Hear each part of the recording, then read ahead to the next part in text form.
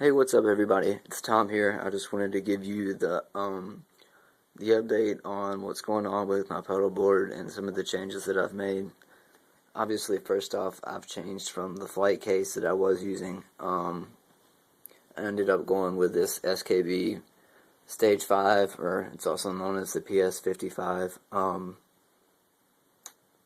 don't know. I thought it'd be lighter. It's actually not lighter at all, but it is cool that it has its own power supplies built in, and they're all individually wired, so it cuts down some of the hum and some of the buzz that you would experience powering pedals the other way. I was using a Voodoo Labs Pedal Power 2 that works pretty well when I had the flight case, but what I really like about this PS55 is there's slots built into the board so you can tuck all your wiring away and keep it away from your patch cables so that none of those are interfering with each other, and none of the hum is going to come through that.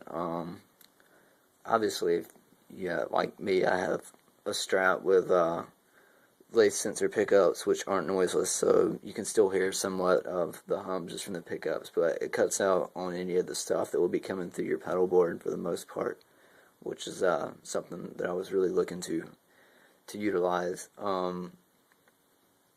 I guess we'll go ahead and run into my chain. I plug my guitar into just the bypass loop on the PS55. There's another input which is for the buffered preamp, but I don't use that because I think it colors my tone too much, and I definitely didn't want that, so I use just the regular bypass.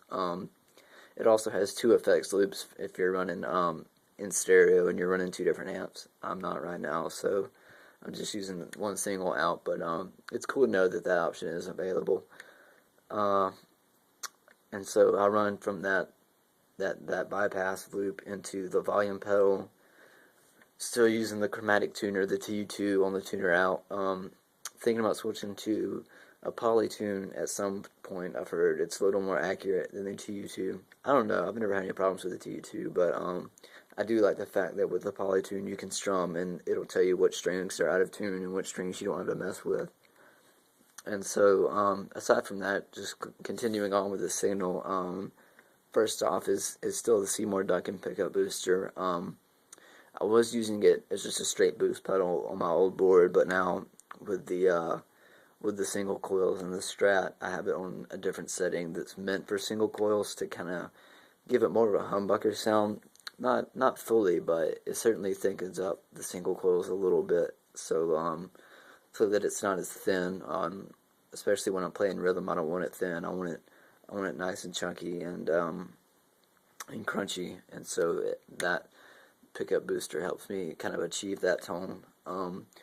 Running out of that into the compressor still, it's still working well for me. I like it. Obviously, I'm still thinking about getting a Keeley, probably a 2-knob Keeley compressor eventually, but the Optistomp is still working well for me right now, and I don't have any issues with it, so I'll keep running it until that point. I guess going out of that, we go into what I'm now using as a clean boost. It's the Electro Harmonics LPB1. It's just a linear power booster, pretty much just a volume boost. It elevates it up a little bit. It adds a little bit of thickness, which is cool. I'll run it by itself. If the song is super clean, I'll run maybe the neck pickup or the center pickup on the Strat, and the LPB1 sounds really good with that. And if I'm not using it for that, then I'll probably use it as the final stage of when I stack drives. I'll usually run the full tone OCD by itself, especially as my main rhythm pedal, and I use the Love pedal as my lead pedal. And if the lead lick is super hot or the rhythm is really thick, then I'll run the super lead, the OCD, and then the LPB1 all together. And I have it set up specifically to do that so that it's not overwhelming and it's not, blowing tubes or anything, but it's a really good thick tone when I'm running all three, and so I'm really happy with how that's set up for right now. So yeah, the super lead, the Love pedal is the newest pedal on my board. Not the newest, actually, the Time Factor is, but newest overdrive. I've never had anything from Love Pedal before, and I'm really impressed with it. It has just a phenomenal bright tone to it. It's just a great overdrive for bright tones, and you know, I would definitely buy another product from Love Pedal. It's got that boutique feel and look to it, and super impressed. Running out of that, obviously, I'm still running the OCD from Full Tone for my rhythm stuff. You know, love it. There's no other pedal that has the crunchy sound the way that Full Tone does. So, you know, snag one if you can. Going out of that, I took the Phase 90 out, and I don't have any modulation right now. I don't know. I'll probably add another phaser or something on there, maybe in the future. But right now, I'm trying to focus on learning as much about the tones and variety I can get out of this board as possible. So that was kind of my thought process in taking the Phase 90 off. My delay has switched from the Nova delay it was to the Eventide time factor. Wow. It was really hard to get used to, but man, once you get used to it, the functionality is unbelievable. You know, analog delays, digital delays, reverse delays, all sorts of crazy things it can do. It's got 50 memory banks, so each bank has a 1 and a 2. So that's pretty much 100 songs that I can dial in and save the delay for and pull up at any time. And you can also limit which banks it registers. So say I'm doing 5 songs that are banks, I don't know, 40 through 43. Then I can set it in the settings so that I only have to scroll through those 4 presets and not all 50, which is really cool.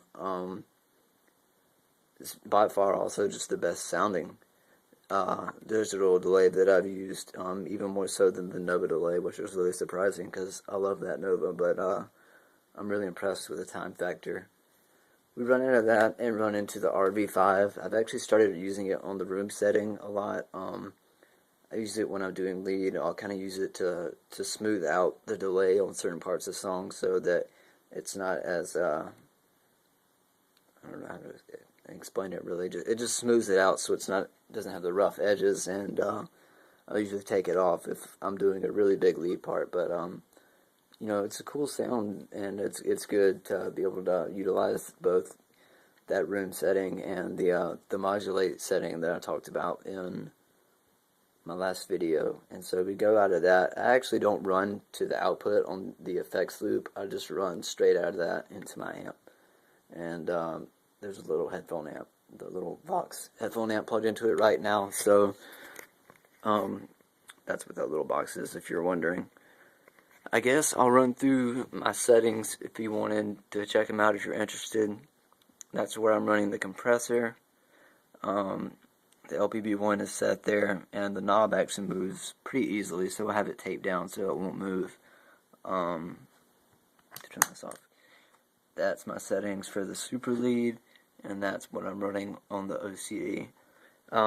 Just to show you with the Eventide, you just hold this down, and you know, you're in your banks. Bank 2, there it is. Bank 1, there it is, and you can scroll through the banks just by doing that. You can see that I have 5 different banks active right now, and that's super helpful just to be able to scroll that fast through them when I play them live. So that's the update, and I hope you enjoy.